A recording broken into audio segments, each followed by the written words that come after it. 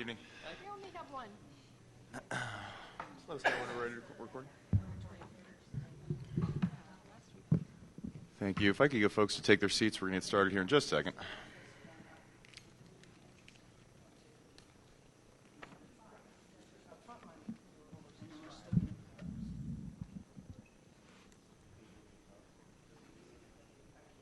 I don't have anything right now. Thanks. I know no one is.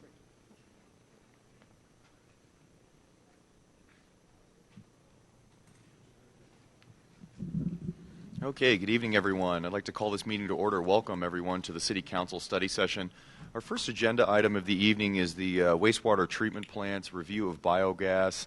For information and direction, the first item is the Englewood Littleton Wastewater Treatment Plant staff will be sharing background information related to the upcoming Strategic Operation Plan. Looks like our presenter is Chong Wu. Good evening, Mr. Wu. Good evening, Your Honor. Thank you. I'm going to be starting off with the biogas. There you go. Oh, we're doing biogas first? Yes. Okay, and that is agenda item 1B. That is the Englewood Littleton Wastewater Treatment Plant staff sharing a status update on the recommended biogas utilization application project. Thank you. Good evening, City Council. I'm Chong Wu, the Capital Project and Asset Leadership Manager at the Wastewater Treatment Plant. So this evening we'll just be doing a quick follow-up on our biogas use project. This will be a follow-up to the joint council study session that we had last month. So as you are aware, we initiated a biogas use project to look at beneficially reusing the digester gas that we produce as part of our wastewater treatment process. We looked at several different alternatives, including constructing a CNG fueling station, also doing a pipeline injection project, all comparing it to our existing process, which is using a portion of the digester gas to heat our digesters and the remaining obviously being flared to the atmosphere. We wanted to identify the best use of our digester gas. We wanted to analyze potential revenue opportunities with the different alternatives. We also wanted to look at looking at risk, identifying the risk, and looking at viable off-ramp opportunities to mitigate those risks. And we wanted to look at potential funding options for our project. All of that with the goal of achieving alignment with our plant strategic objectives. So based on the discussion from the Joint Council study session, there was a request to provide additional information regarding the funding of our project.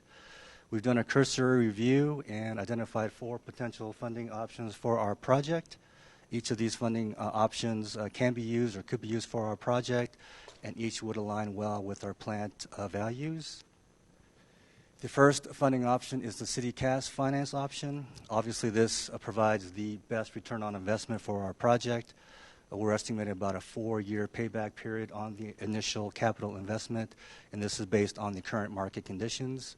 With this option, we would maintain full operational control on the equipment, specifying that equipment, and then how that equipment would be operated and maintained. It is our understanding that funds potentially could be available within each of the city's sewer funds. The next is a third-party tax-exempt finance option. This is kind of an intriguing option for us. It is used by many cities across Colorado. It is regulated by state statute, and it does comply with TABOR. This presents a low risk to the cities as the finance company would actually own the equipment, and if we were to ever default on payments, then the finance company would just repossess that equipment. With this option, we do also maintain full operational control on the equipment, specifying that equipment and how that equipment is operated. And once per year, there is an option that at the end of the fiscal year that we could renegotiate the terms or actually terminate the agreement at our discretion. Other financing considerations that we looked at were the issuance of bonds. This would be either revenue bonds or municipal bonds. Obviously, the cities have a lot of experience with issuing bonds, and depending upon the type of bond, we may need voter approval, and that would obviously impact our project schedule. The last finance approach is the power purchase agreement. This provides the lowest financial risk to the cities. However, it does provide the lowest operational control. With these agreements, there are typically performance requirements, and if we were to not meet those performance requirements, there could be potential penalties assessed against the plant.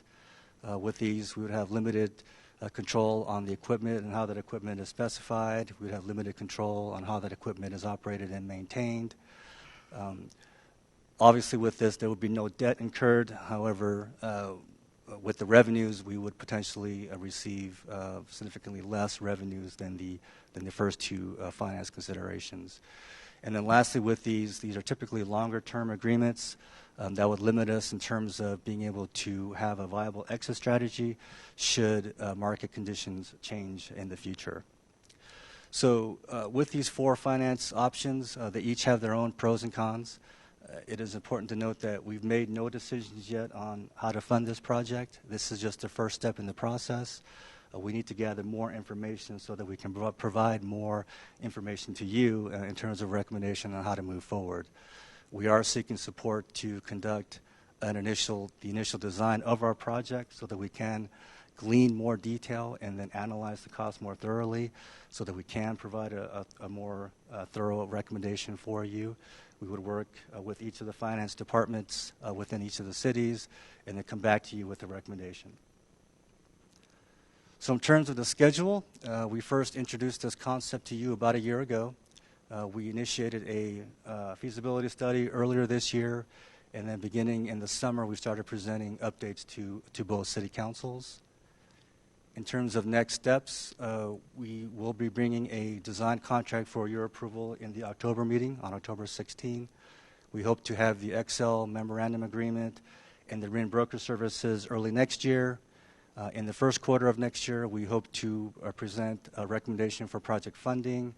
And then sometime during the second quarter, we hope to have a construction contract for your approval, all with the goal of commissioning this project by the end of next year.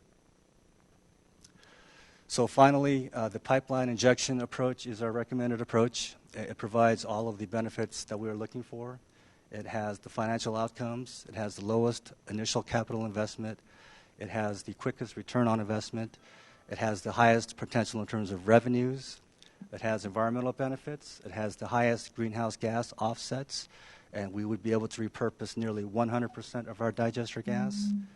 And it balances risk. We're looking at viable alternatives to mitigate risks. Investment in natural gas is a sustainable market. Investment in renewables supports clean energy programs, which has support both locally and nationally. The pipeline injection project is much more simple to implement. It is much more simple in terms of construction. We're very fortunate that we have a natural gas line just right in our backyard. We would only need to negotiate with one party, and that's Xcel Energy. And in Xcel Energy, we have a willing partner to proceed forward on this project. And the investment in the initial gas conditioning equipment places us in good position to be flexible and adapt to changing market conditions should they occur. So that basically concludes my presentation, and I'll take any questions. Thank you. Questions or comments from City Council? For direction right now, or are we looking just for comments? It sounds like it's going to be bringing back for direction. That being said, I do think it's appropriate for comments if you'd like to make one. Go ahead, sir. I'm excited about the program. I'm looking forward to this, and I know that a lot of folks that have been keeping an eye on this have also been contacting me and hoping that, that we move this forward. They're excited about, our city actually, participating in renewable energy. Not just for ourselves, but actually be able to give to other people as well. So I'm excited. I can't wait for us to get moving on this. Thank you. So, thank you. Thank you, Mayor Pro Tem. Councilmember Martinez. I'll echo the sentiments of Councilmember Gillett. I'm really excited about this project, really excited to see it go forward, and I've heard lots of feedback from the public, and everyone I've heard from is really excited. So thank you for your work on this. Thank you. Thank you. I just wanted to thank staff for getting this to this point. I agree that it's an exciting project that the public seems to be very supportive of. Just quickly on the finance options, it seems to me that the city finance option makes the most sense for the reasons provided here, the best return on investment. We do have the monies available. In my mind, we'd be kind of looking for some of those other options if we didn't have this money available. And I love the idea that we can kind of control this project moving forward and we can be nimble. I don't see any major technology kind of issues or inability to manage this. I feel like this is within our wheelhouse. I think part of the reason of going maybe down that list of options to a power purchase might be if we had some lack of confidence in being able to manage that, or some new technologies that we were concerned about. My question for you is, you've heard anything from our partners in Littleton? Obviously this council has come to consensus on including this project, of course, in our 2018 budget. Do we have any update on where they're at on their budgeting, or have they had an opportunity even to discuss this yet? I do not have information on that. I don't know if City Manager. Manager Keck, thank you so much. Yes, thank you, Mayor. I did talk with Mark Ralph, manager, last Friday about where they are. They just had their budget public hearing last week, and they did not include funding in their budget for 2018 for this.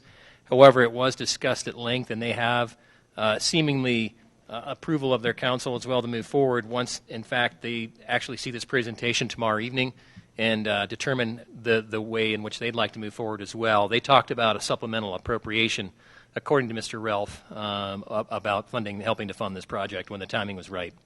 Thank you. And just a refresher, perhaps, for us and the public, they do have those monies available for their 50% portion, correct? They do. They have a very robust fund balance for wastewater options. Thank you. Councilmember Barrington? Thank you very much for your presentation. I appreciate that. I'm not sure, part of the Englewood, part of the Littleton discussion is around whether we're going to charge use tax or not, too.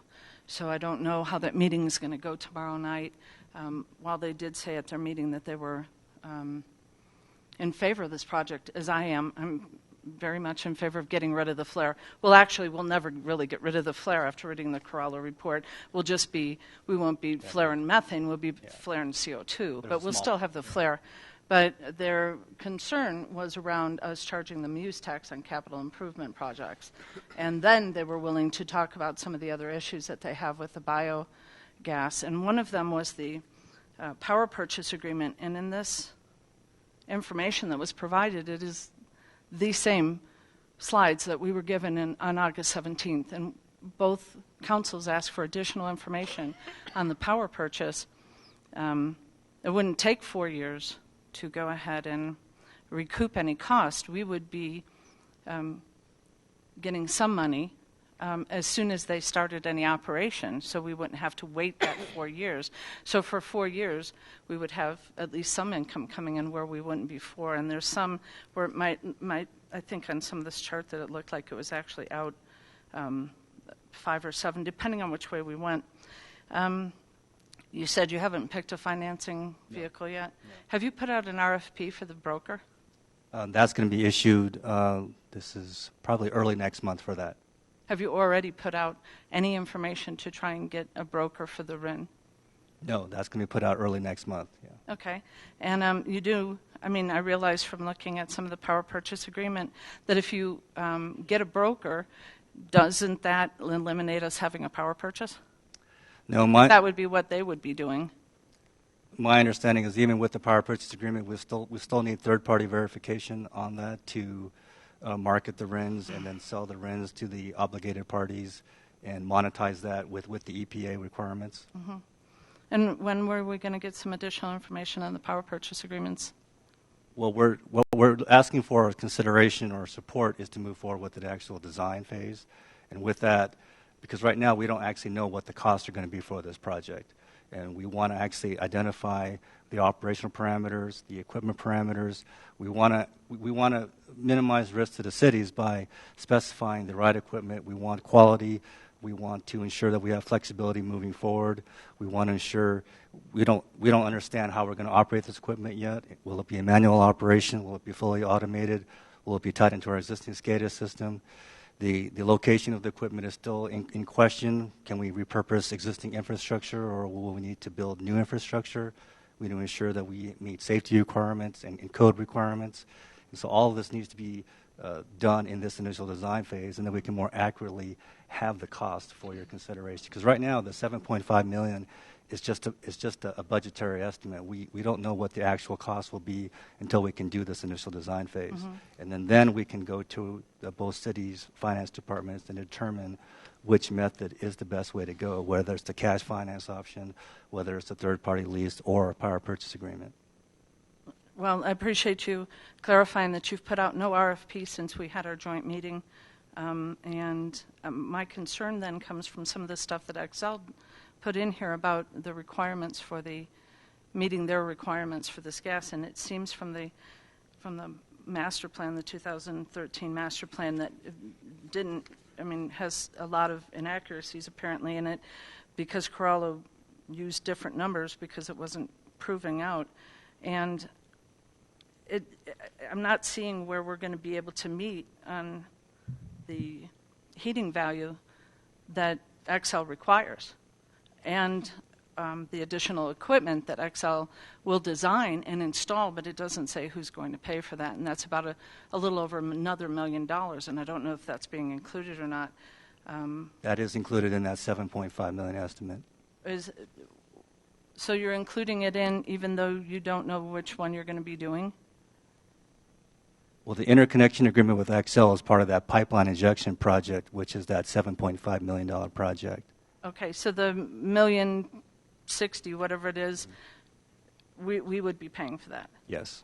Okay, and they design and install it? Yes. Okay, and then how do we reach the quality that they require for the highest one you've got here is it being at 600, and the average on page 4 of the Corallo report, I wish we'd have had this sooner, but trying to go over this, the maximum we ever reached was the 475, if I'm understanding the heating value, and Excel is requiring over 900.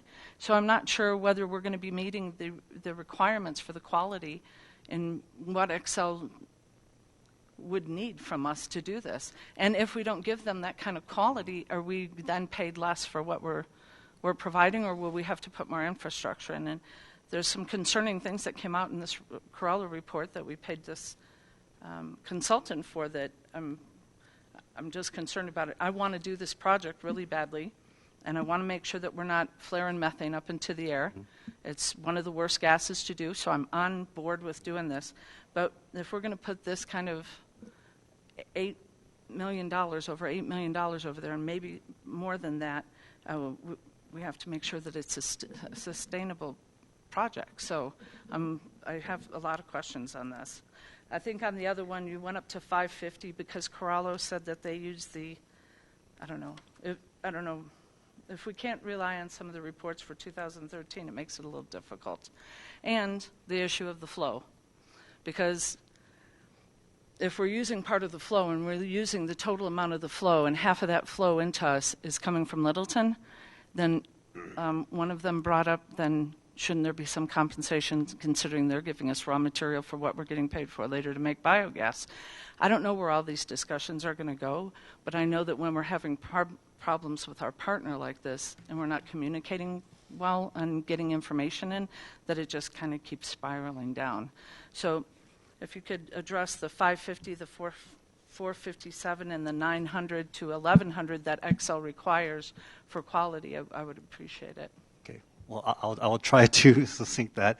I don't know the exact detail in terms of numbers that you're talking. We've had initial discussions with Xcel Energy, and based on the initial analysis of our gas quality, they are assured that we can meet their requirements. Our engineers tell us that we can meet those requirements, so we're pretty confident in terms of how we're going to proceed with this project. All right. I'm referring to page 18, okay. And then from the Corallo report. Let's see, I think page 3.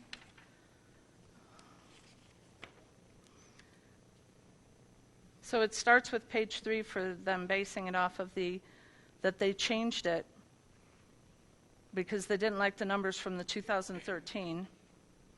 So they changed it. The maximum from a third party had been at 600, and they averaged it on their little chart, table 1, the biogas quality, and it comes out at 457. So then on page 18, the biogas, heating is listed. Their assumption used was 550, which matches what was said on this page. Going back to page 3, are you looking at figure 2 in terms of the biogas production? Table 1, biogas quality. Oh, 4. Sorry, page 4.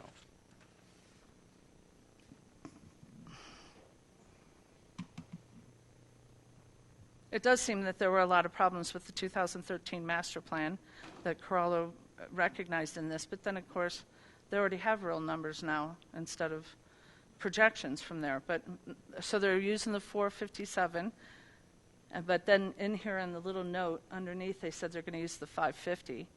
And Right, and that is based on Corallo's expertise in this area. That 550 is the number that we can use for, or assign for our biogas heating value. Okay, and then the quality, but the quality numbers that are coming from Excel said 900. So let me find that. 900 to 11. And I was wondering why in the world we could be that far off, and their quality. That's going to be the quality of the. Help me with the page. That's going to be the quality of the gas after it's been conditioned and treated. Mm-hmm. Yeah, that's not the initial. That's going to be the quality of the gas after going through the conditioning equipment and being treated. They convert it to that. Yes. Mm-hmm. But when I don't understand why we. Okay. What page? Do you know what page the Excel requirements are on? Page 10, table 5.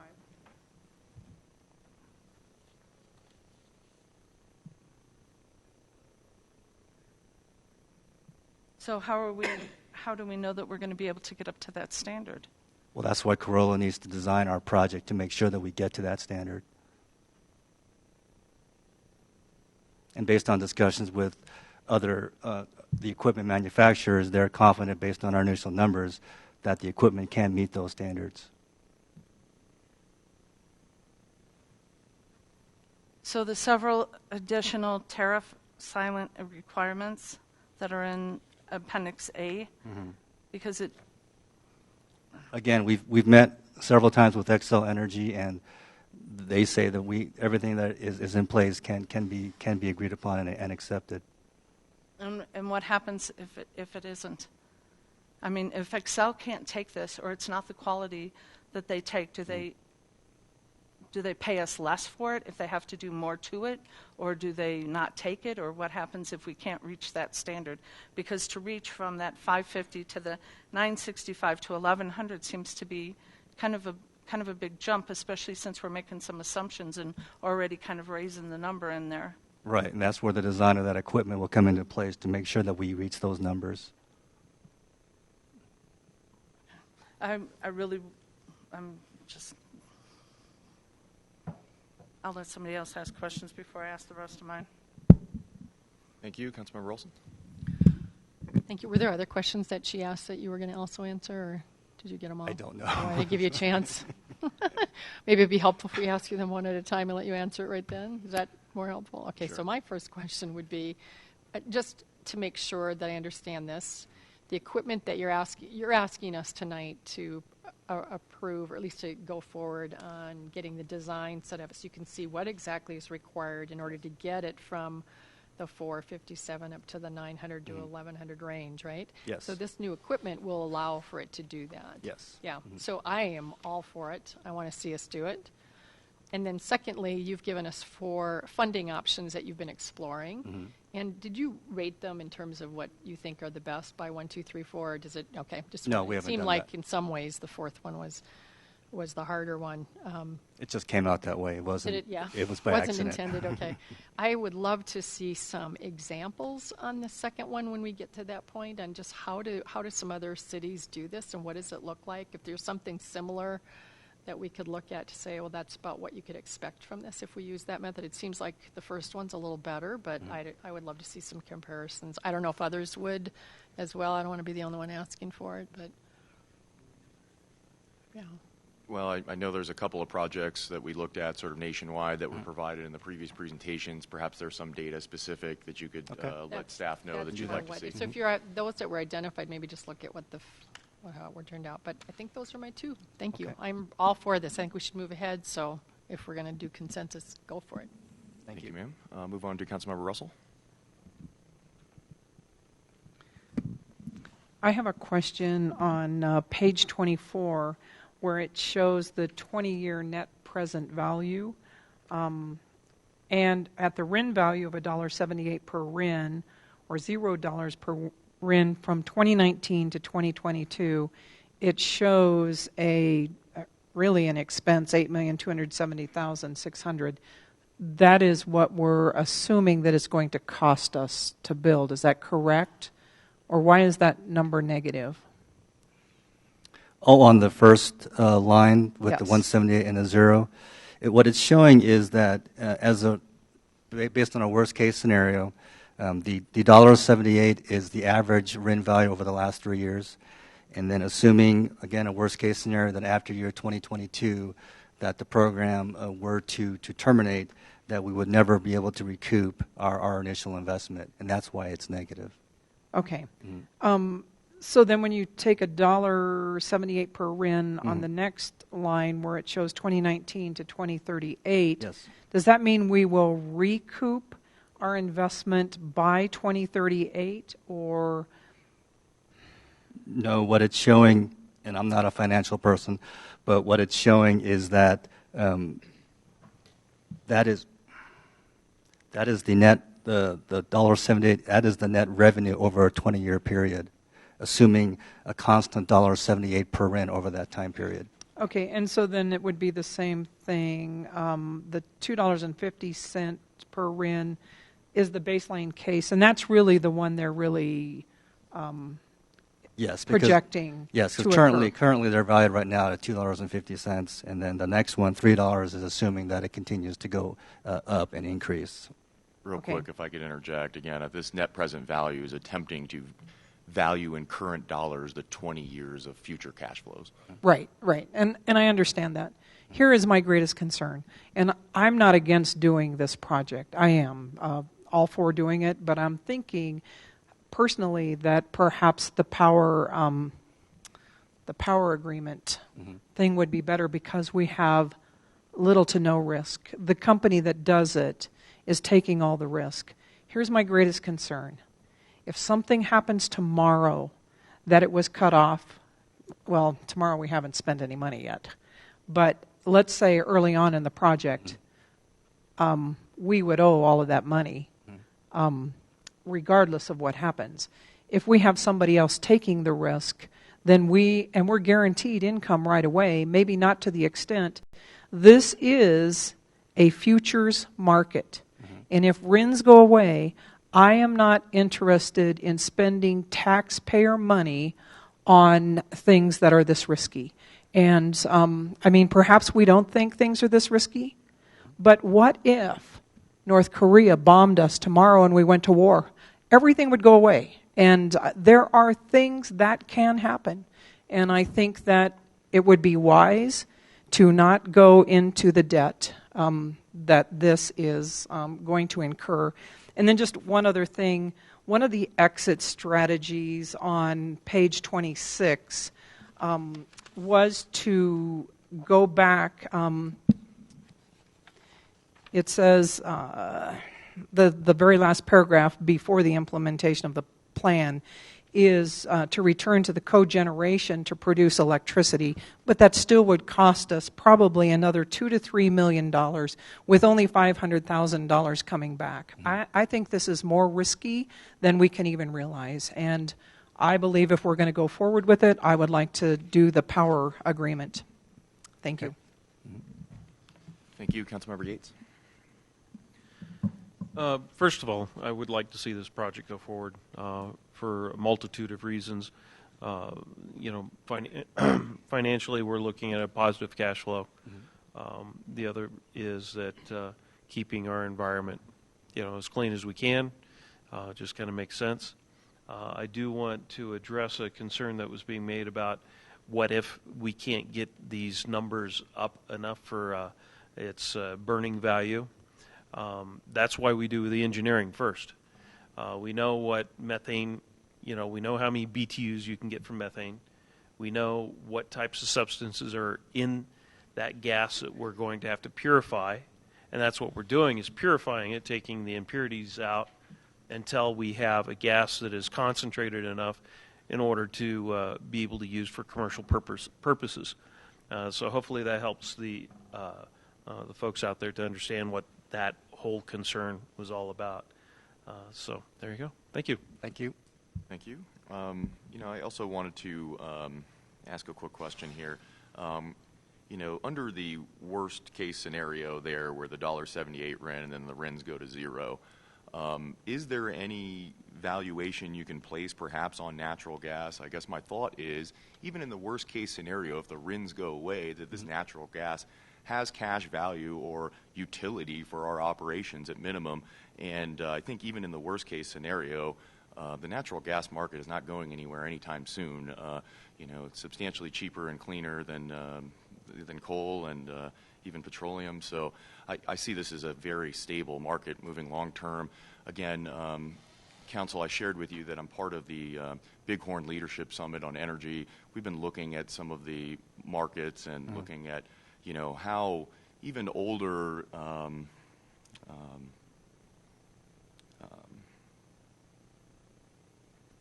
non-renewable resources are not going anywhere anytime soon. And so, again, I view this as a very stable market. Do you have any cash value, or can you run a projection on what you think, even if we just had to sell it to another party, or if we had to use it internally, what we might value that at? And I think that'll show that the worst-case scenario probably isn't as doom and gloom as it's shown here. Actually, we did show that in the analysis, and that's where it does show that there is a negative, because the operation, the cost, the operations and maintenance cost of the actual equipment would never exceed the revenues that we generate, because natural gas, let's face it, in our market, natural gas is relatively cheap. If we were living in a different state, that might be a different story. But that's where, our initial investment in that conditioning equipment does place us in better flexibility to change, and whether we go with going back to the cogeneration or going back to a CNG filling station, I think we'd have viable off-ramp opportunities out there to recoup our investment. Thank you. Councilmember Barentine? On page 26, when you give the exit strategies on there, it really isn't, from what I'm reading here, neither natural gas nor electricity would really be viable to pay it back. I mean, you'd only be getting $500,000 per year for electricity, and you'd only be getting maybe $1,000 per year for the gas piece of it, and that doesn't count whether we'd have to put, from page 3 here, that you have these cogeneration engines, but they've been sitting around since 2005, so I imagine they'd have to be replaced. Yes. And then you have another $1 million to $2 million, maybe $3 million, depending on which way we went, that would have to be put in there, which would just mean that more payback. I mean, we're not, Councilmember Yates is correct, we will be getting revenue, but we will not be getting revenue for 4 years. We have to make sure that this market stays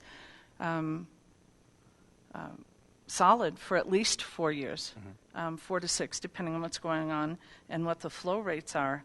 And at that point, we're just even. So we need to make sure that that market stays very, very safe, and we have no control over that. But any of the exit strategies would cost more money. Where did we get these ones from 2005? That apparently, I don't know how much these engines cost, but they were approximately $900,000 per year to service. So they became something that wasn't viable for. So in 2005, we went for something, and it wasn't as usable as we thought, and now it's not doing us any good. Are those that are sitting there still usable? No, they are not. They're so not in we any would condition. have to, and I do think you mentioned in here that we would have to buy those engines again, but I don't remember the price being in here, or is that part of the That's part of the 2 to 3 million? Yeah, that is.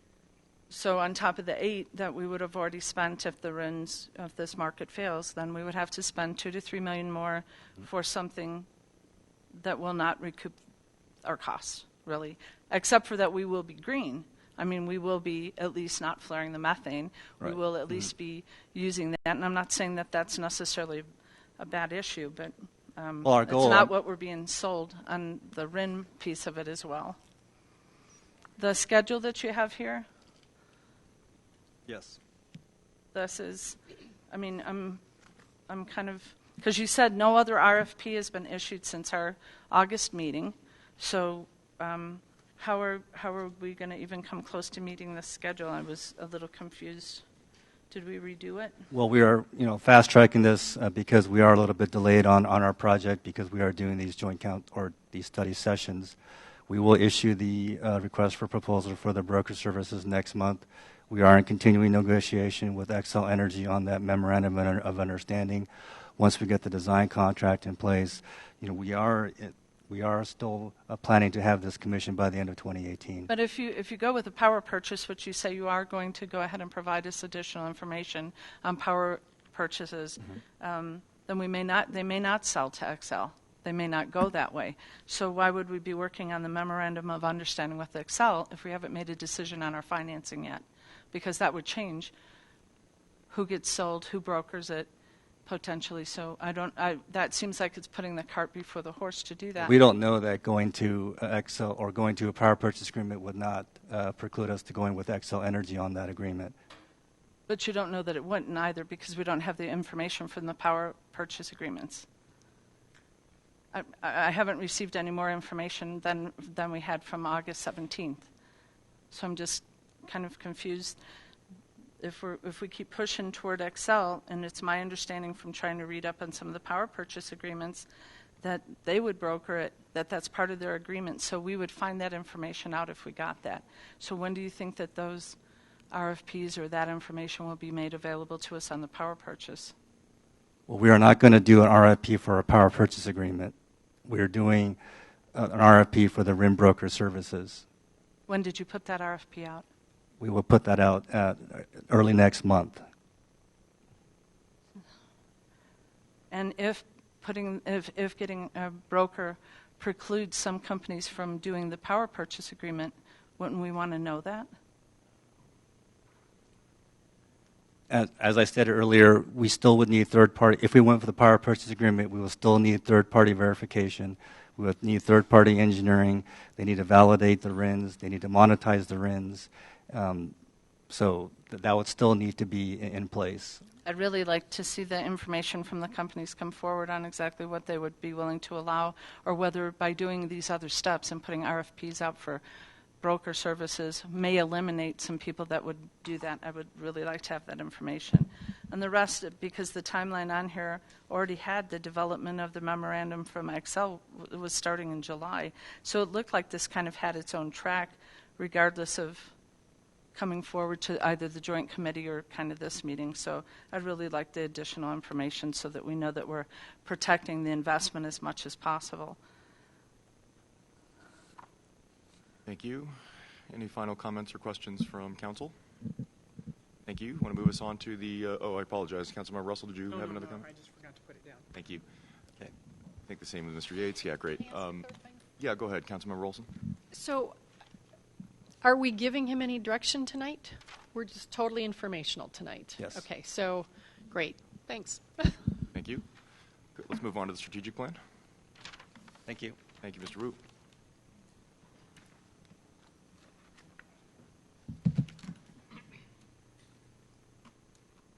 Good evening. I don't know if you noticed my forehead, but you've already, as I was planning, some neat analogies or stories to tell you as part of this presentation.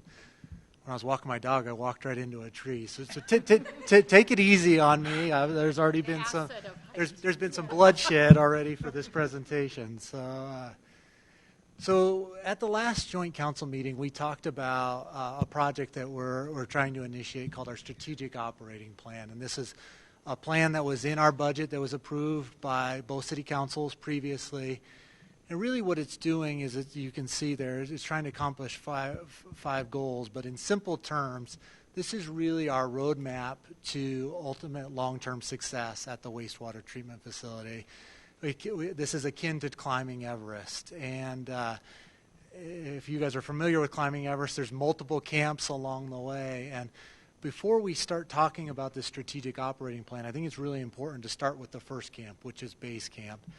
And to me, that's coming to a common understanding, using common vernacular, common language about the capacity of the treatment facility. There were several comments at the joint council meeting regarding practices regarding capacity, what capacity means, and what leveraging that capacity is. I'd like to spend the next 20 minutes with you really going through what capacity means intentionally, and it really fits into these four categories. So first of all, capacity has a definite meaning with the Colorado Department of Public Health and Environment. They define it in their Regulation 22. And so wastewater, when it comes to us, it's using water to carry a bunch of different products that eventually we separate back out of that water. But in terms of the state, they're only looking at and defining capacity in terms of two of those constituents. That's the flow, which is the hydraulic capacity, and biological oxygen demand. That's how quickly the organic material in the wastewater degrades so that it's not consuming oxygen when it goes back into the river. So this is just a point of order. That's how the state defines capacity. And just to be really clear, when you look at capacity for those two constituents, right now, for these gray bars, that's our biological oxygen demand. Our actual capacity is around 90,000 pounds per day. And so you see we're consistently operating at about 45,000 pounds per day. And then for flow, we're rated at 50 million gallons a day, and we're consistently operating just below that, below 25 million gallons a day. And so what that means, for those two constituents, BOD and flow, we're operating at about 50% capacity. And we'll revisit this here a little bit later. I'm just trying to common background here. Okay. So how did we get there for those two constituents? The Clean Water Act requires that all utilities, in assessing their hydraulic and biological oxygen demand capacity, they use these regional quality water quality plans. And historically, that's been Dr. Cog who's done that planning for the region. So, and that's basically taking a transportation focus. They're looking at regional growth centers, they're looking at development plans, and they're trying to plan for transportation infrastructure to keep up with those projections. And what happens in using that model is you generally get very conservative assumptions in developing population and employment projections. And so from a regional perspective, there's a base level of conservative in using this approach. And then you couple that also with Regulation 21 requirements, and that says that for any new capacity upgrades, they need to be initiated at a certain flow trigger. And then there's two of them shown here. One at 80%, you need to be under design, and at 95%, you need to be under construction. And you guys know it takes a long time to get infrastructure projects planned, permitted, and constructed. And so what happens is utilities tend to be conservative in their flow and BOD capacity assumptions so that it gives them adequate time to get their regulatory, their approval agencies to fund projects, to get the bonding, to get the ratepayers to pay for them, and then to actually get them bid and constructed on time. So again, in the regulations, because of these triggers, it's pushing some conservatism in the calculation of capacity. And then finally, in the mid-2000s, the drought that took place here in the region really pushed some of the larger water providers, think Denver Water here, to go on a full marketing campaign in Blitz, where we're really encouraging the ratepayers and the customers to minimize their water usage. That included adding new fixtures, and it also is tied to infrastructure being 40, 50 years old, having to go back and reline that buried infrastructure. All of this is minimizing the amount of water that's being used to convey the same amount of waste constituents. So flow is going down, and if you see our flow trends over the past 10 years, they're actually flat and actually dropping down, while our load projections, BOD, ammonia, phosphorus, they're continuing to go. So the state is permitting us and saying capacity in terms of flow, but really it's our load that's dictating how we operate the plant. Okay, so these are all compounding factors that are leading to us being at approximately 50% capacity. So we're not alone here, and I really want to share this with you. So these are we're one of the 3 largest front-range wastewater utilities. You see 2 others shown here. So there's the Metro Wastewater Reclamation District, which discharges to the South Platte River on the segment just below us, segment 15.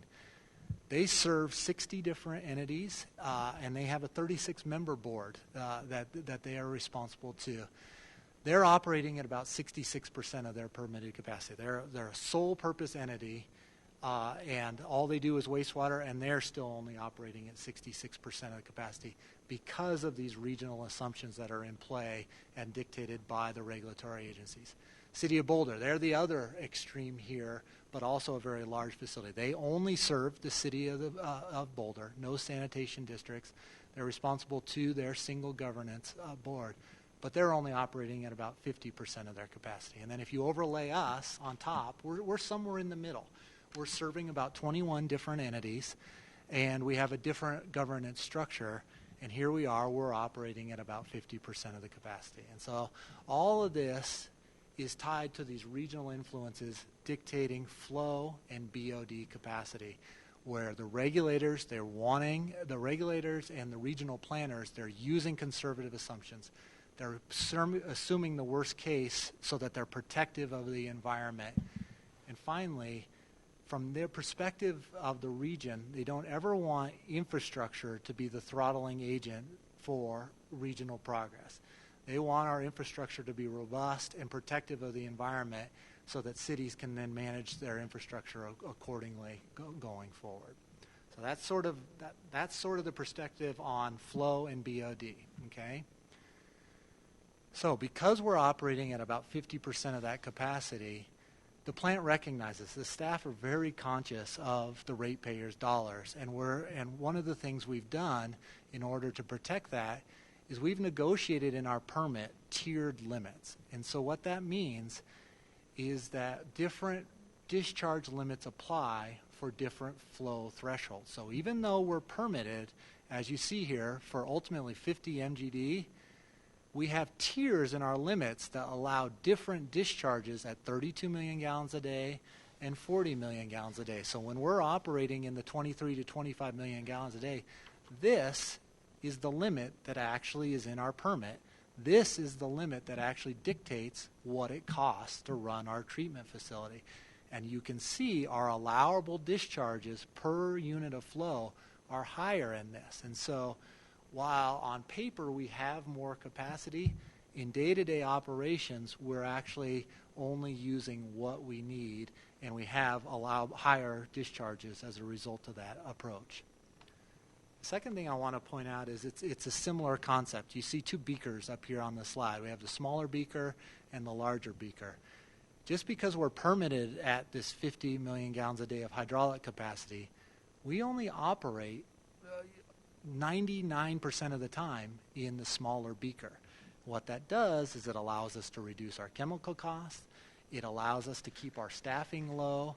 It allows us to reduce the amount of automation that's needed, because if there's a high flow event or there's a strange discharge that comes in, we still have this reserve capacity in here that allows us to go in there, and only for a short-term excursion are we ever going in there. But for the majority, our costs and our operations are tied to this lower beaker of operation here.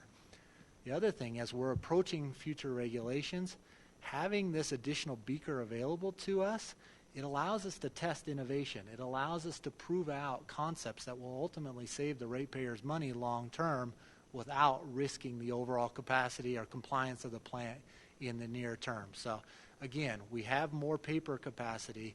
We're only using a portion of it in the short term, and it's protecting us for strange, irregular events. Commissioner Yates? Yeah? What you're saying, though, is let's say you have a strange substance that comes in. You can divert that or leave it in one tank, and then since it's no longer in there, you can divert the stuff that you're going to treat differently into another tank and continue the process, and then take care of the one that's giving you problems, and then let it go on through without causing a hiccup to the overall operations. Certainly that's one option. Another option would just bring another parallel train in, so bring another unit online, and you end up diluting that constituent out in that process. So that's Gotcha. another way to do what you just described, as opposed to just isolating and going. You can also use dilution as the solution and go that direction as well. Okay, But thank that's a you. good point. Okay, and finally, you heard at the joint meeting, we have two regulatory drivers that are going to force us to rethink capacity. As I said, the water brings all these mishmash of ingredients to us. It's truly a soup that comes to us. What we really need to be thinking of capacity going forward is not BOD, is not really flow, it's nutrients. It's nitrogen and phosphorus, because these two regulations, Regulation 85 and Regulation 31, are driving us to comply with those. And our capacity, our operating capacity, the cost that we incur both for new infrastructure and day-to-day operating costs are going to be tied to these regulations, not really flow and BOD. And I want to share where we're at with regard to those two parameters right now. So you see here in the green line, that's our total inorganic nitrogen over the last year. And you can see at our best case, we're about 13 milligrams per liter. In a worst case, we're about 22 milligrams per liter. When we get our permit later this year, we are going to have a limit in place of 10 milligrams per liter for total nitrogen right there. So our last, so let me make this really clear. When we get our permit, we will be out of compliance for total nitrogen. And you will see here for phosphorus, the limit is going to be 1, and we've been consistently operating between 3 and 5. We're not truly out of compliance because the state has recognized that this is a severe investment and a severe upgrade in facilities that's needed, and they've given us a 5-year compliance schedule to get in compliance. So we're going to have a new limit. It's going to force different operations. It's going to force us to use that hydraulic and BOD capacity in ways to salvage and recreate ammonia and phosphorus capacity going forward. So we're, with the new limit and with our current operating strategy, we're about 150% of our nitrogen capacity and approaching 300% of our phosphorus capacity. Does that make sense? This is an important concept, and I want to make sure before I go on that. So you're saying what the state's going to allow. We're currently at 150% of the nitrogen and 275% of the phosphorus. Yeah, the state's going to say you can only discharge this much. We're discharging 150% of what they're allowing us. We're discharging 300% of the phosphorus that they're going to allow, and we have 5 years to get in compliance with that. That's why we need this SOP, guys. I mean, it's really as simple as this. We need to put a game plan in place in order to not only meet this. The really scary number is the total nitrogen for Reg 31. Compare these green bars down to a number that's 2. That's the number we got to get to for the green, and for the gray, the number's 0.04. So, I mean, you couldn't even see it on the scale of this drawing. So that's where we're going. That's why we need this roadmap for phosphorus. Oh, that's why we need this roadmap. That's why we need multiple steps to get to Everest that we're talking about. Okay, the last thing I want to talk about with regarding capacity is also at the Joint Council we talked about this is an impaired watershed. This river and the 2 impoundments, the Bar Lake and Milton Reservoir, there is a limitation of how much phosphorus anybody can discharge into the river because those water bodies are already impaired. And it creates a different regulatory mechanism called the Total Maximum Daily Load, a TMDL.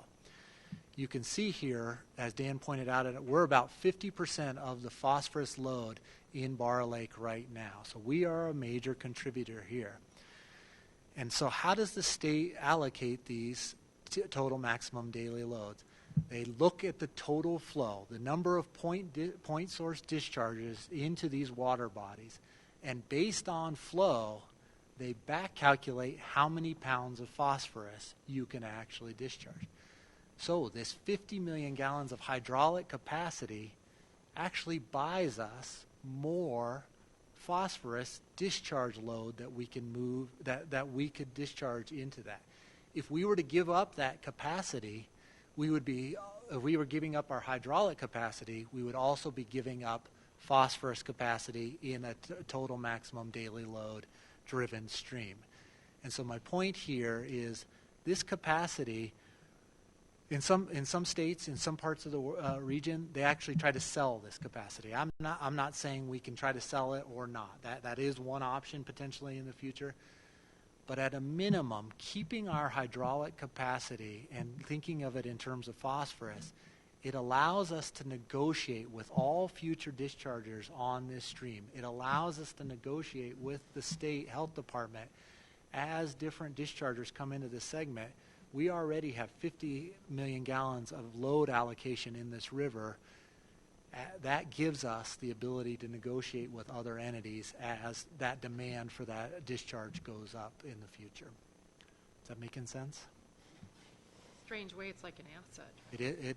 It is absolutely an asset from my perspective. Okay, finally, so with wastewater, there's all these constituents, and capacity applies to all of them. So I think of capacity is somewhat ubiquitous here. In terms of hydraulic and BOD capacity, plant staff has been very diligent of only using what's needed, really being conscious of our ratepayers' focus here. And we're only using the port of the capacity that we need.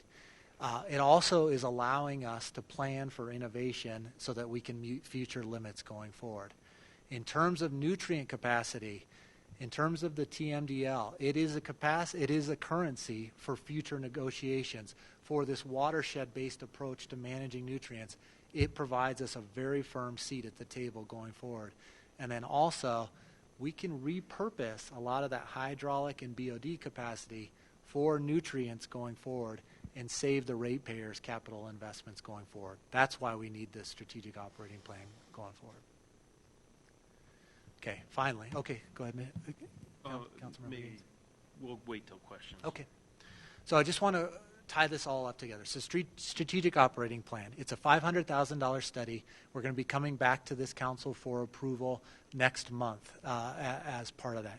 It was included in the budget for both cities, and we've broadened the scope to more than just regulations, but also looking at our facility to be very efficient going forward. What it's going to produce a 5-year capital implementation program. So that's going to show what projects are needed, when they're needed, and the overall impacts to total cost of service as a result of that. The other thing is it's going to come back to you, and we're going to be having this discussion where we're leveraging hydraulic capacity for phosphorus capacity, where we're applying new innovation to get more out of our existing basins, where our different innovation approaches are providing more use of what you've already invested in going forward.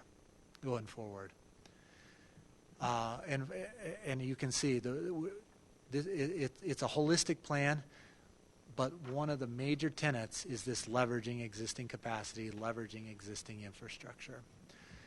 Coming at the next 5 years, we plan to complete the strategic operating plan by mid-2018. That's going to identify each of the projects, identify the funding sources, and identify any sort of pilot evaluations that we're going to be needing. 2019, we're going to start the design and bidding of those applicable projects.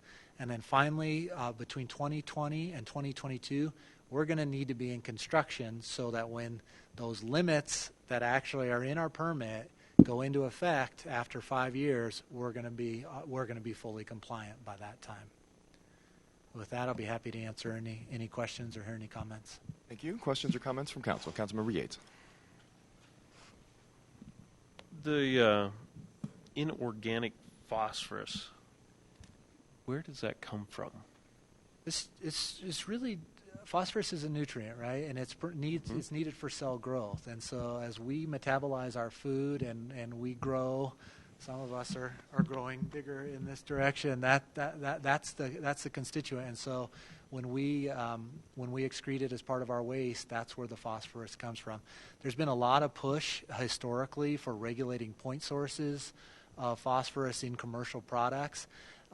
Most of the heavy lifting on that work has been done, and so as far as a pre-treatment program for controlling phosphorus, there's really not much value. The industry doesn't see much value in that, and it's really we're dealing with human sources and a little bit of urban runoff with irrigating irrigation and things like that, but it's primarily human sources of phosphorus. Just that inorganic term got me a little, because I would have thought it would have been organic. I think I might have merged my terms in my, okay. I might still have a concussion. It's total inorganic nitrogen, and it's total phosphorus. And so Gotcha. I probably merged the two together, and I apologize. So do we have any general ideas of how we'll resolve this issue? Yeah. Okay. We have some basins right now that are used for partial nitrogen treatment. There's a revolving science in place, and our new director of operations and maintenance has done his master's work and is doing his PhD work in repurposing the biology, basically growing a new strand of microorganisms that can do biological phosphorus removal within existing tankage. And there's also a class of ecology that also does nitrogen treatment with similar bugs. And so we're really looking at, people make fun of us, we're bug farmers, but that's essentially what we're doing. We're looking at growing within existing tankage a new strand of ecology that will meet these different needs. Is there a market for any of this phosphorus? There is. So what we're talking about is, just like we have phosphorus in our cell walls, we're trying to grow a microbiology to take that phosphorus into that cell wall. If we can then pull it back out of that cell wall, it becomes a pelletized product that can be used as a fertilizer. And so you're looking at complementary technologies along those ways, and there is some market to that, and part of our due diligence going forward will be evaluating that market locally and regionally. Thank you. Sure.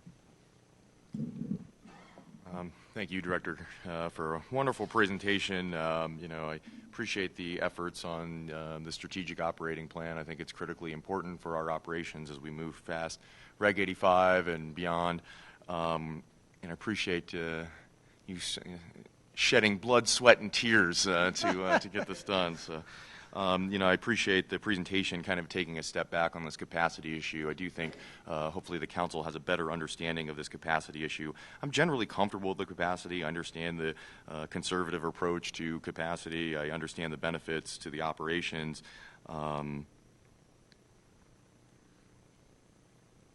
I see, moving away from that additional capacity is only cost with no real benefit. And so I'm generally comfortable with that issue. Councilmember Barentine, I believe.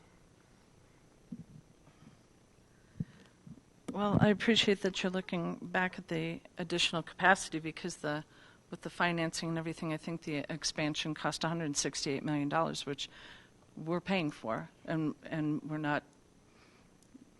we've borne the burden of that additional capacity for the last 10 years. So I just had a couple of questions on the equipment that we had currently for that expansion that we did. What's the life cycle of that? Is that 25 years or 40? It depends on the asset, obviously, but typically it's between 20 and 50 years is what you're looking at.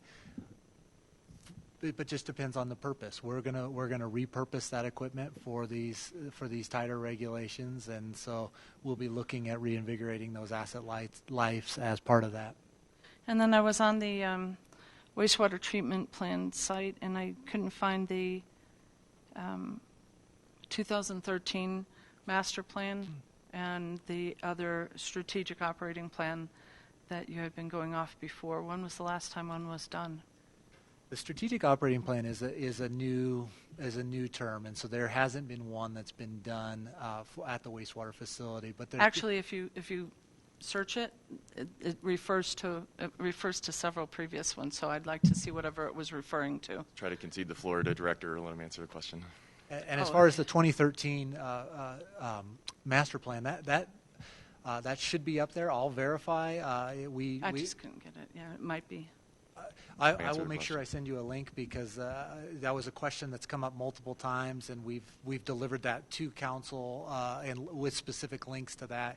So I apologize. Sometimes websites the links break. Oh no, I know. But that information should be there, and I'll make sure that it is there. Okay, and there is reference in there in the search to other strategic operating plans. I think we've had them before. Oh, okay. And so they reference them. If you could please go ahead and get me the link to those, Sure. or whatever it is they're referencing, I would appreciate it. Sure. I know that we had, who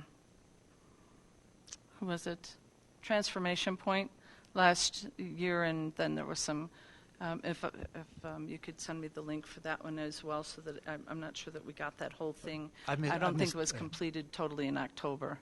I misunderstood your question. So there's strategic plans which they tend to talk about organizational alignment and strategic goals and things like that. And I do believe the plant has taken those on. This is a strategic operating plan, and the key word being the operating plan. I don't think we've taken that I'm aware of. I'm new to the facility, so it could be that. But I don't think we've delivered an operating plan targeted towards, specific to operation strategies towards these operations as targeted as this. So, yeah.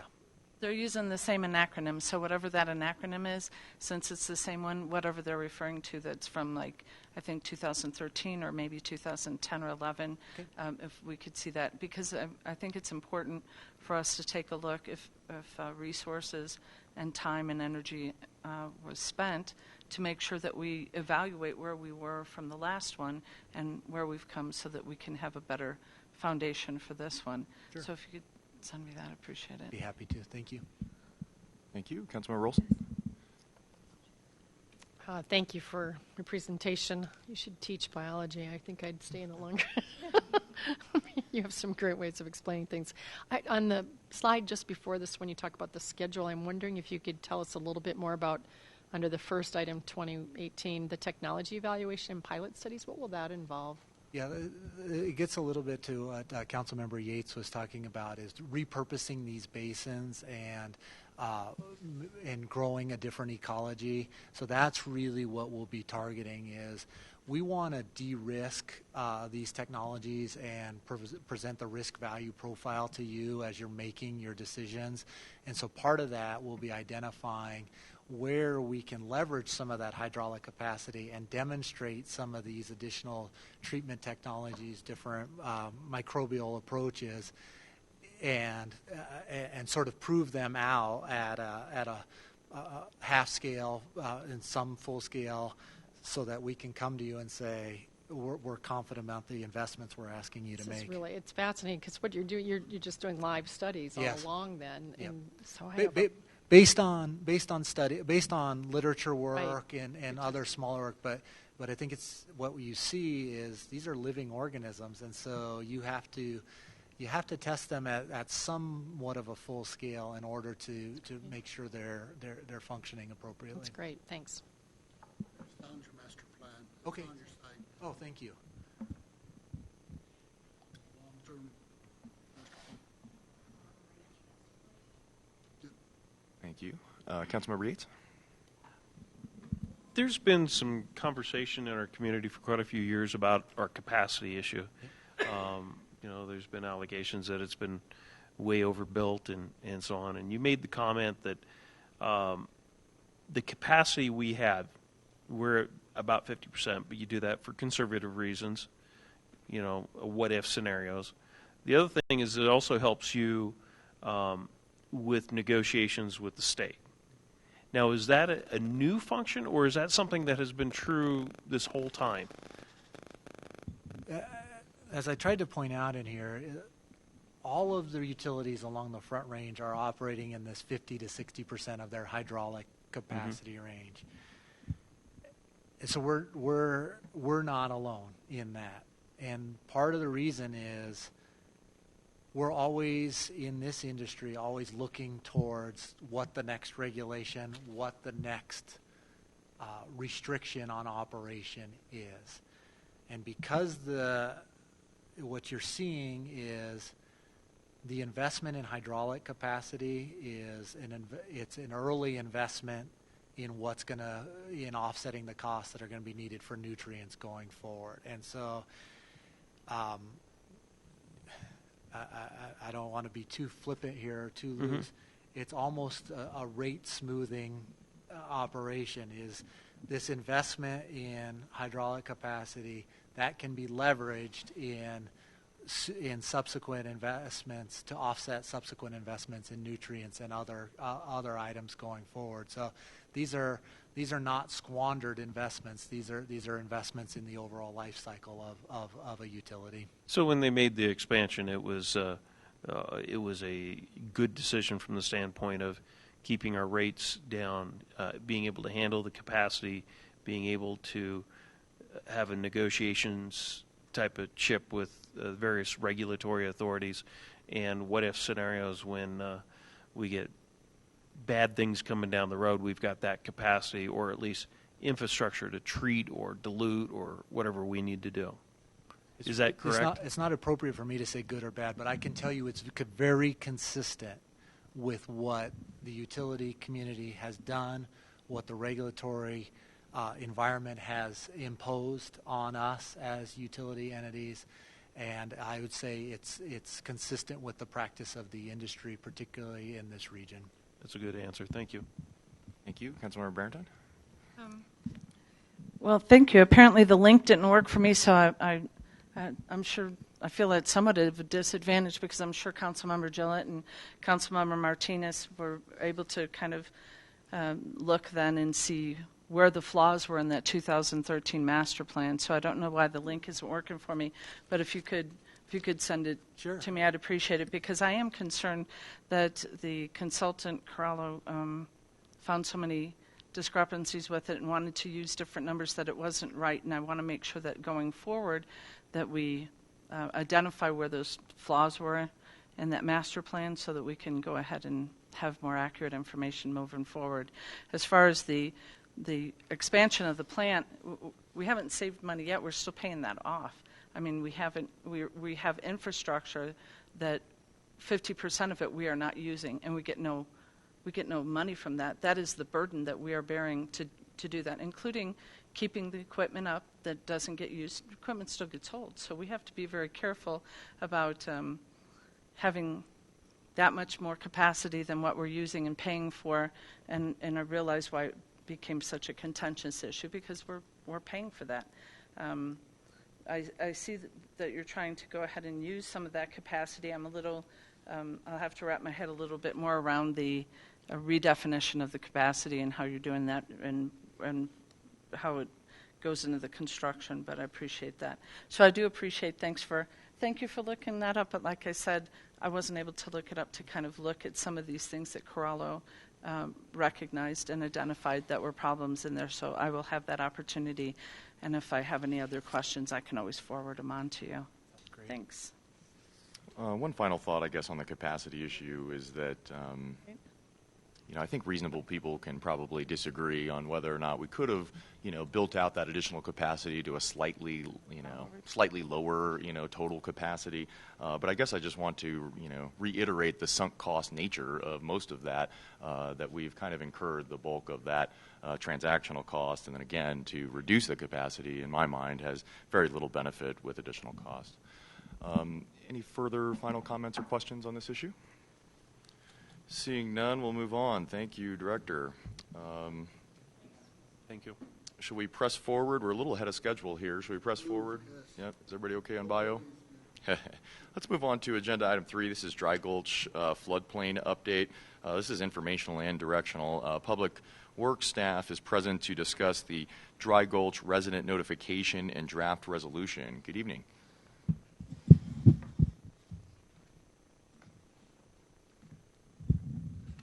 Good evening, Council. Paul and I are here tonight to provide an update of the Dry Gulch floodplain mapping. Before Paul presents tonight, I want to offer a little bit of history. For many years, actually probably decades, residents have approached Council about flooding they've experienced in northeast Englewood. And after some rather serious flooding in 2015, a number of residents came to Council, and at that point we were asked to try to find some solutions. We responded to a number of council requests about this issue between 2013 and 2015. And actually our timing in 2015, that spring, was very good, as Denver, in conjunction with Urban Drainage and the Army Corps of Engineers, were doing a study of the Harvard Gulch Basin. And our Dry Gulch is a tributary to that basin. So we joined that study, as I'm sure you all know. Anyway, from there, we've done the initial design, or they have, our consultant has, and in 2017, February of this year, actually, we had our last public meeting. Over 100 people showed up to that meeting. It was in Hampden Hall, and they were provided information on, well, most of what you've seen at the few study sessions, and that is the urban drainage people were there, and the FEMA people were there to talk about insurance. So with that, I'll turn it over to Paul.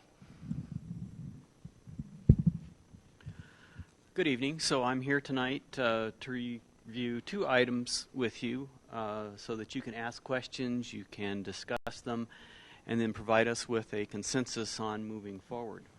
The first item is a resolution we presented not too long ago about the submittal of the floodplain mapping, or the FAD, to the Colorado Water Conservation Board. There was some uneasiness over the wording of that language, so we've changed that, and I'll go over that with you in a minute.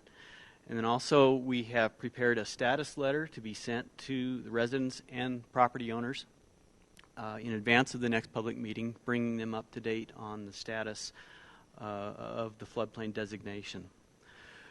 The revised resolution now acknowledges the submittal of the mapping rather than supporting it as the last one did. I don't believe there's really any difference when it comes to the Colorado Water Conservation Board as to the actual language of that. They were to consider the mapping, or they will be considering this designation at their November meeting, which will be held here in Denver. That will be it was originally scheduled for their consent agenda in September, but we were able to get them to move it to the November meeting so that we had a little bit more chance to discuss it. So at the November meeting, it will be on their regular agenda, and concerned citizens may email the board, or they may appear in person. We'll be meeting with the board's engineer in the upcoming weeks to go over with them just exactly what the process and procedures will be for implementing the floodplain once the board designates it as such. The engineer has told me that their biggest concerns are that the residents are properly notified of the floodplain designation and that the city regulates it appropriately. So we're going to be working with our partners at Urban Drainage to come up with a annual notification process and other outreach to other interested parties, specifically brokers, real estate brokers, so that we bring that community in so they are aware of the designation. And then the floodplain designation by the board will allow the city to administer the floodplain development requirements in the municipal code. No additional action on this floodplain is being requested at this time. So right now we're going to stop at the state level. The notification to the residents is going to update them on the status of the floodplain designation since the last meeting, which was held in November, as Dave mentioned. In that meeting, we discussed both the state floodplain designation and what it would mean to go on to FEMA. So we thought it was important to let's get this first step done with the state designation, and then get together with the people and talk about the next step of going on to FEMA, whether or not they want to consider it or not. The state will notify FEMA of the floodplain designation, but there is no obligation to go that route. In fact, the city of Fort Collins right now has a total of about 1,100 properties that are in designated floodplains, and 880 of those are not FEMA floodplains. So the city of Englewood is not unique here. There's a lot of people that have floodplains that don't have the FEMA designation. So the letter that we're sending out, we want to reiterate to these folks that there are no insurance requirements, state or local or federal. We want to make sure they understand what the building requirements are going to be when the designation takes effect. And we want to encourage them to disclose the fact that their properties are in the floodplain to potential buyers. And then we also wanted to review what the next step going to FEMA would look like. And we have committed to holding an additional public meeting before we take that next step. So at this point, I'd be happy to answer any questions and encourage your discussion. Questions or comments from City Council? Councilmember Martinez. Hi, I like that at the bottom it says, a number to contact. I wonder if it would also be helpful to put like an FAQ page on our website or something, because I'm sure you'll get a lot of the same questions, Sure. and maybe we could at least address that on the website. Absolutely. Other comments or questions? Councilmember Olson. Steve has it. Oh, I'm sorry. That was not meant to be up. Thank you. This seems like an eloquent way to handle it for now. But I didn't quite read it like that when I first saw it, so I'm not sure if I'm missing something. If I got the second, see in the last page. So after you've done these highlighted bulleted points, then it's got the incorporation of the floodplain that we will still need to decide whether or not, and if the city elects, it leaves it kind of hanging. So, well, the purpose of the next public meeting is to get input from the residents, from the property owners, as to do they think it's a good idea. Mm-hmm. I think that's what we were tasked with at the last meeting when we presented the resolution. So we're committed to doing that. We just think there's a more appropriate time. Okay. But there's not a meeting time planned yet. Not yet. Yeah. I have actually talked to a number of people who are in it that are not far from me, and it's amazing. They're just split on it. I want it and I don't want it, and so so I do think the more we get their input, the better off we'll be in knowing how they all want to be working with it. I think one piece would be information about how many. Some of them didn't know that we had some serious flooding last year, and those numbers of homes that really led us to spur this along. Or was it last year or the year before? 15. Yeah, 15 actually. Boy, time flies. So I don't know if that's readily available information to how many homes flooded, what the kind of cost was to folks because once they heard that, then they heard that maybe insurance wasn't, like if it was $1,000 a year compared to $15,000 to $20,000 repair in a home. I don't know if that was that high. Maybe it was only 10 or 8,000, but it was still a significant amount that well, in that case, maybe I would do it. But they need some examples of what has happened or what could happen. Well, because they hear 100 years and they think it'll never happen to me. Right. And the 100 years is a 1% chance Right. at any given time. Any given time. And what we witnessed, I think, was maybe the tail end of a 100-year storm in only a part of the basin. What we're looking at with the designation is what happens if a 100-year storm happens in the entirety of the basin. So it's a much larger storm, a much larger runoff than what we've experienced. Thank you. Councilmember Russell? I just want to thank you for your work on this. I feel much more comfortable that it will be in the hands of the residents now to decide that as it moves farther down the road. And so thank you very much. Thank you. I just had another comment as well. I appreciate Councilmember Olson's comment there. I agree that perhaps this issue of, what kind of led us to this point might be helpful.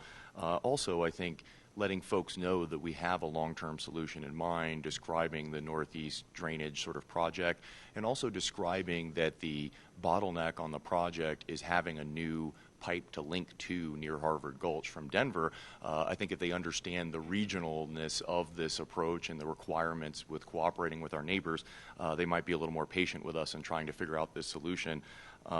Also, I think they also need to understand, I think, the long-term game plan of getting off the FEMA map.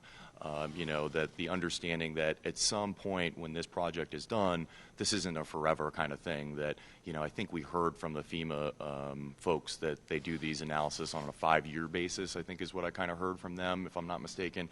And so my hope would be that, we could get in and out in that 5-year window, but maybe we might be set for another one, getting us up over 5 years. But I think if they know that it's not a permanent thing, that would be helpful too. Other comments or questions? Councilmember Martinez. Yeah, I just have another question. So this is going to be mailed out to those homes that are impacted? Correct. And then once a neighborhood meeting has been decided upon, a place and time, they'll receive another communication via mail? Correct. Okay. Thank you. Thank you for that good presentation. We'll move on then. Boy, I'm tempted to run straight through, Council, here. We're down to the financial report. You guys okay with that? Let's push through. Okay, agenda item 4 is our monthly financial review for informational purposes. Finance and Administrative Services Director Kathleen Rinkel is present to review the August 2017 financial report. Good evening, Director Rinkel. Yeah, we might actually get some Monday Night Football out of this. Good evening. So I should talk fast? Is that okay. Well, we're in very good financial shape at this point. This is through August, year to date. Our revenues exceed our expenditures by a little over $3.2 million. Now that will ramp up at the end of the year as we get more of our invoices in towards the end of the year. But I think we're still going to be in a position where our revenues will exceed the expenditures at the end of the year. The revenues through the month of August are better than our amended budget at 71%, a little over 71% collected, and we're at 67% of the year. At this time last year, we were a little bit better by a little bit over $1 million. Okay, and our expenditures, we're being very cautious with our expenditures and making sure that we don't spend any more than we need to. At this point, we're running at 64%, at 67% of the year spent. So last year at this time, we were actually at 68%. So we're in a little better condition that way as well. A couple of the pages I'd like to make mention of is on the first page following the council communication. We have one item towards the bottom, the employee benefits, that I'd like to point out. It looks like the ending year balance will be in the negative, and that's not true because what we do is we spend 1 month in advance to pay the insurance companies, and then we follow up with collections from the employees. So that will even out at the end of the year. Okay. The next page, you can visibly see how well we're doing in terms of our revenue versus our expenses. The blue bar is much higher than the red bar. On the following page, what I'd like to point out is our sales and use tax, which is the third line down in the first chart, is at 69.2% collected. Now at this time last year, it was at, we were a little bit lower at 68.4%. So we're actually getting more revenue in than we did last year at this time. I'd also like to point out in the lower chart on that same page that all of our departments are within range at 67% of the year. All of them are below that amount except for the city manager's office, and that's because we pay the fire contract 1 month in advance. Without that, he would be right within range.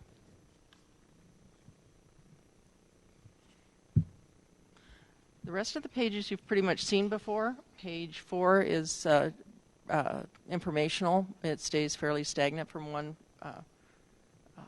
month to the next.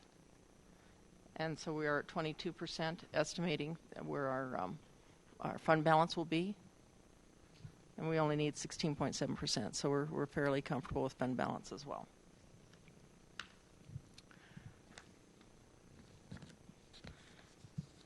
And then on page 7, what I'd like to point out is you can see how well Area 7 is doing. We had a strong presence this year in that area, or this month, in the month of August.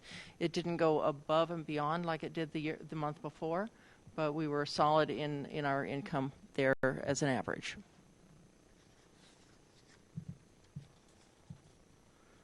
And I would say those are the highlights. We didn't have anything else exciting. Any questions? Questions or comments from council? Mayor Pro Tem? I'm not sure if it's a question or a comment. You know, we have a lot of new apartment dwellers who have bought a lot of... Mind using the mic, sir? We have a lot of new apartments who we're finally filling up, and a lot of those people are buying stuff and having it delivered, obviously. Do you attribute maybe that some of that could be from...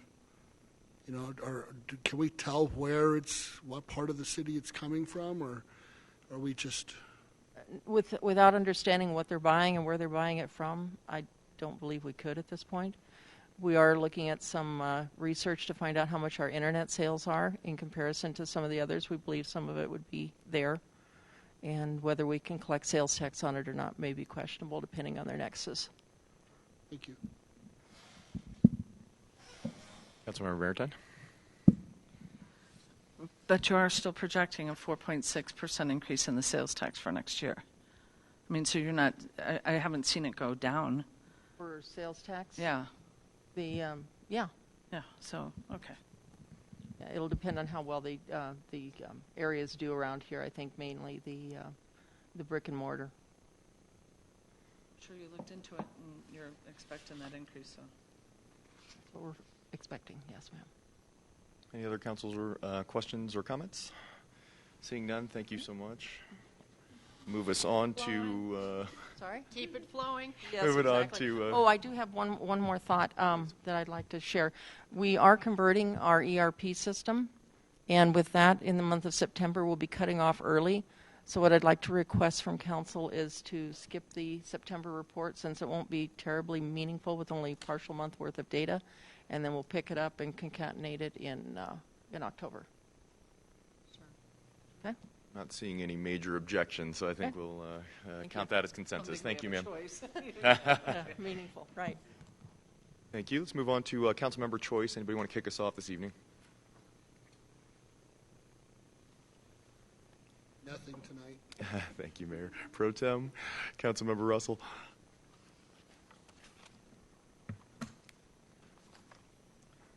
I have a question. Just a constituent asked me. I probably know the answer, but have we ever in the water plant considered doing tiers on flat rate water? For there's only one or two people living in a place and they're not using nearly the water. I mean, if it's a rental property, that's what I'm asking. Yeah, go ahead, please. Yes, they have examined that. As a matter of fact, in early 2018, we do expect to be doing a new rate study for both water and wastewater.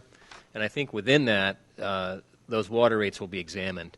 Not to say that we're going to implement that. I think the goal ultimately is to have everybody on a meter as opposed to a flat rate. And as those properties turn over, of course, the meters would be installed. But that is something we can look at. We're approached many times by individuals, just as you've enunciated, maybe one or two members of a household who don't consume or utilize a lot of water and have asked for us to look at some sort of tiering of rate systems for that. So it's something that we can incorporate and see if, in fact, it's advantageous for both the city and for the ratepayer to look at.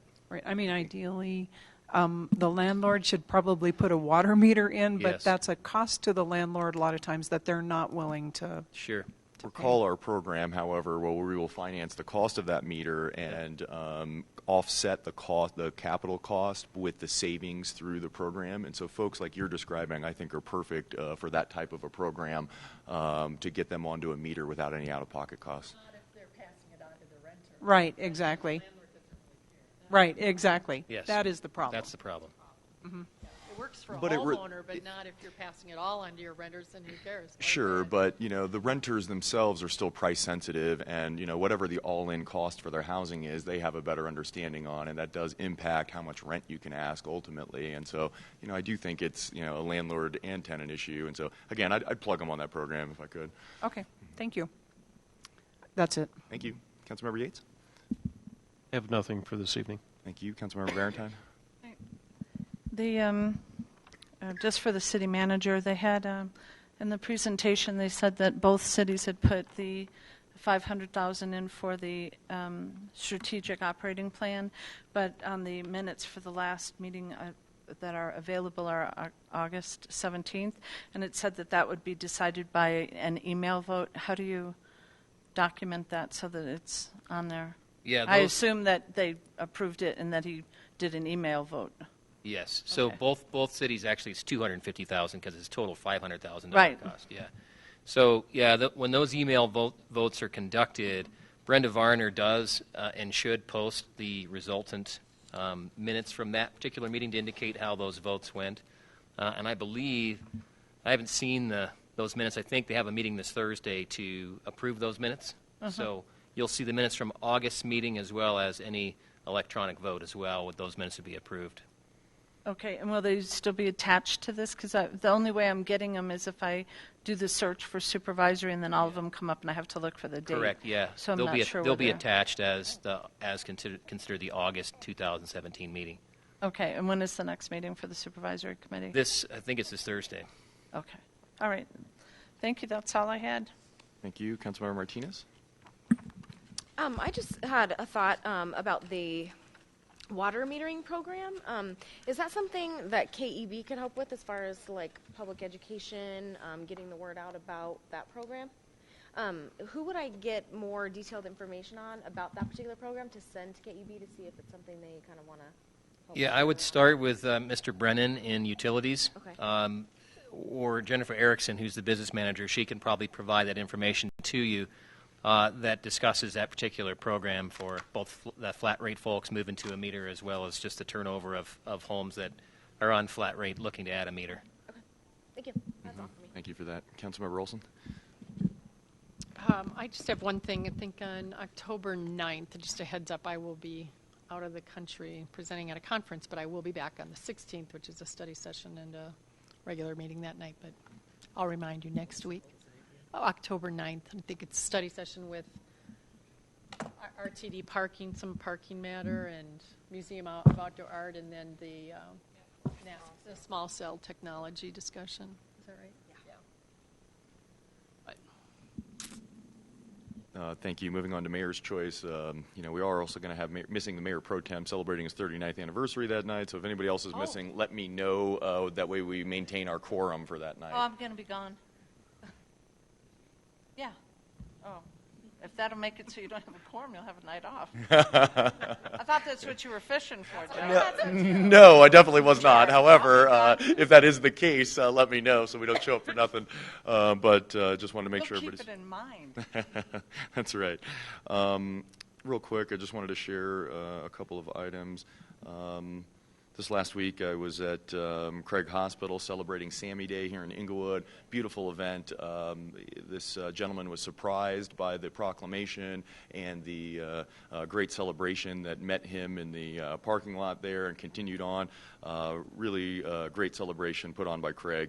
I also wanted to highlight that I spoke at the Railvolution conference here, and they actually made the Englewood TOD one of their stops.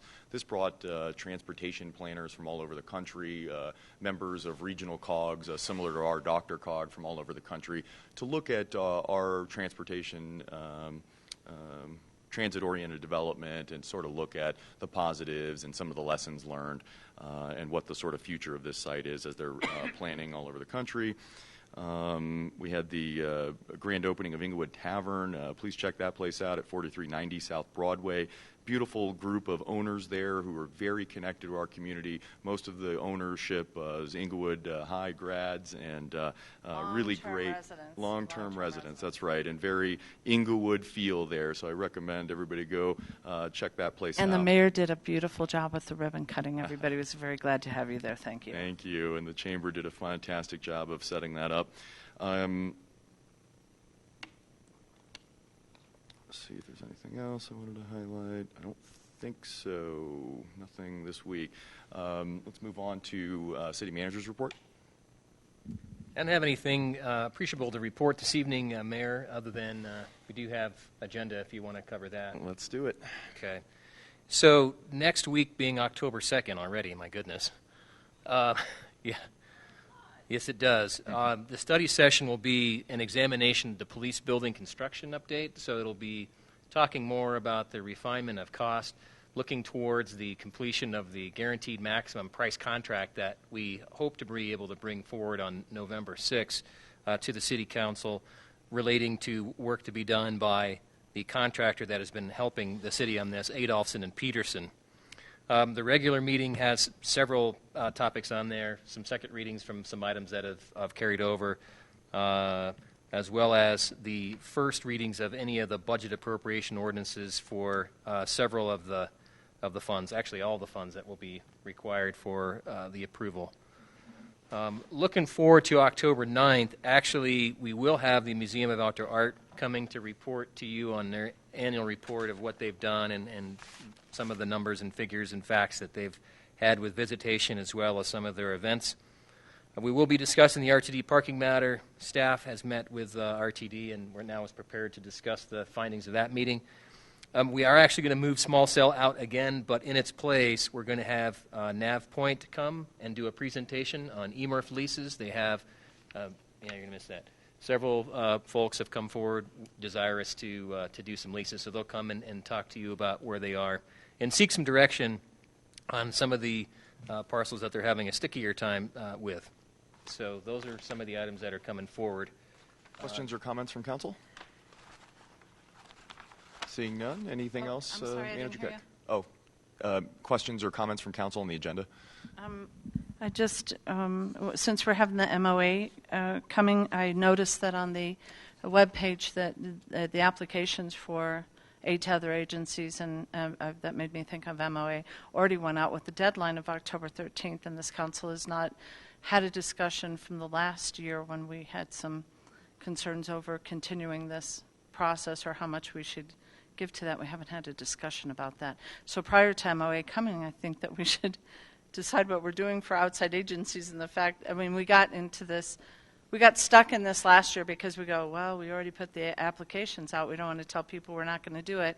And so I was a little surprised that the applications went out without us revisiting that issue.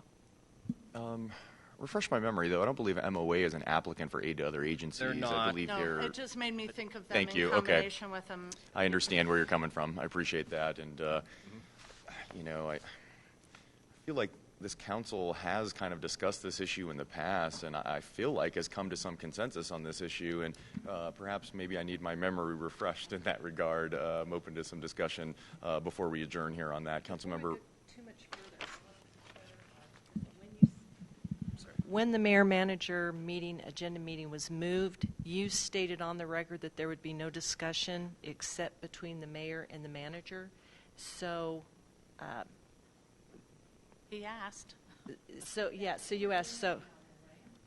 So I'm at this point not sure what the procedure is, but I wanted to make sure that in conformance of the open meetings law, because people were put on notice that this would be just a discussion between the mayor and the manager, that we were not doing anything in violation of the notice that was presented. If we want to do something different, that's terrific, but you did limit it specifically. And I think this ended notice posting of this meeting in my mind and made this a closed meeting, not necessarily open to the public. Is that everyone else's understanding of council direction on mayor-manager meeting moving forward?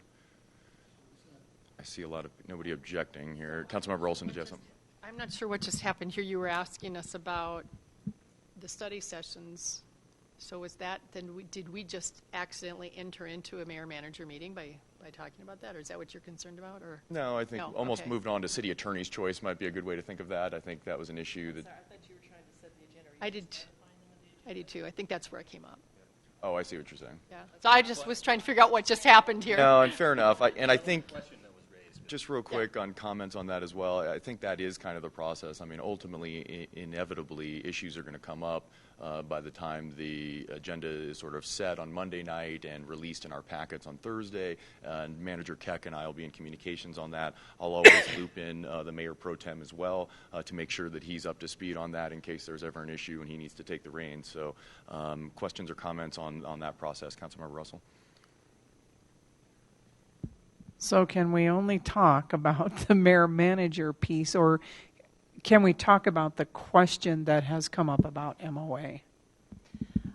I misunderstood where we were at in the meeting because the way it was being presented, it sounded to me like we were doing agenda setting, but we're not. You were just being informed of upcoming agenda items, so it is absolutely appropriate to ask questions. But I am a little bit confused because I do believe it was the agenda setting part. And so in my mind, we've kind of moved off of that a little bit and now on to this MOA issue. And if there is some consensus from council to add it to the agenda sometime soon, then we'll make sure that happens.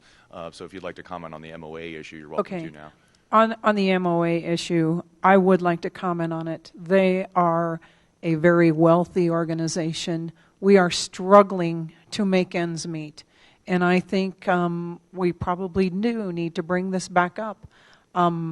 They need to pay their own way. It's not that I don't like art, but I do believe in the financial position that we're in. We need to look at aid to other agencies and the Museum of Outdoor Arts as well. Is there any support perhaps for evaluating in a study session from other members the issue of MOA funding or the aid to other agencies issue, which I believe is proposed in the budget at the same amount as last year, $20,000. And so do other council members also want to see a study session on either of those issues or have any comments on either of those Aren't issues? we already doing it? No, I don't believe so. I thought you said MOA was already going to come. Isn't that going to be an issue that comes up? Yes, but I mean, you're welcome to discuss that with them, but I'm not hearing from this body that we desire to do a study session or a deep dive on the MOA agreement. Again, my understanding, I felt like we had kind of gone down this path before. And not hearing anybody else kind of jumping, wanting to have that conversation, I'm going to suggest that we have consensus to not have that study session. Councilmember Barentine. Well, the concern was for the aid to other agencies was that we went ahead and did it because they already put the applications out. So we didn't really have a discussion. We went, okay, too late, missed that boat. We already put the applications out. We don't want to look foolish. And now we've done it again without, again, having the conversation. Again, what I'm seeing is that there's consensus around the table that supports aid to other agencies at the level that is in the proposed budget. It's in the budget. We're welcome to amend that as we pass that. We can take that issue up at a later date. Mayor Manager Keck. Yeah, Mayor, can I comment on that? I think we did have a discussion last year during the budget session about this, and I look back at my notes, and there were 4 council members who wished to continue to fund that, and 2 who were very strongly opposed, and 1 who could say, well, I could take it or leave it because it's such a small amount of funding for the aid to other agencies. So that's why we went ahead and kept that $20,000 in the budget as well as sent the applications out. Certainly, you're correct. The council does have the opportunity with the appropriation ordinance, with the general fund, to remove either the $20,000 for aid to other agencies or the $96,000 contribution to the MOA if that's the desire of the whole to do so. Thank you. Any other questions or comments on that issue? I guess we can bring it up when MOA is here. And I hope that they'll bring their financial information. They did not last year, so I hope that financial information is provided because we did ask for that last year as well. We asked them to do that this year to provide the financials ahead of time. Excellent. Again, I think you're welcome to bring those issues, raise those issues at the study session. I will say that I think that, having these conversations kind of rubs on our relationship a bit with them, and I felt like, last time we did exactly that, and I think ended up with a point where we had consensus for support of the MOA agreement. But again, we're welcome to go down that path. Other questions or comments on manager's choice? Anything else, sir? No, sir. Thank you. City attorney's choice. No report this evening. Thank you. We're hereby adjourned. Thank you, everyone. What's that?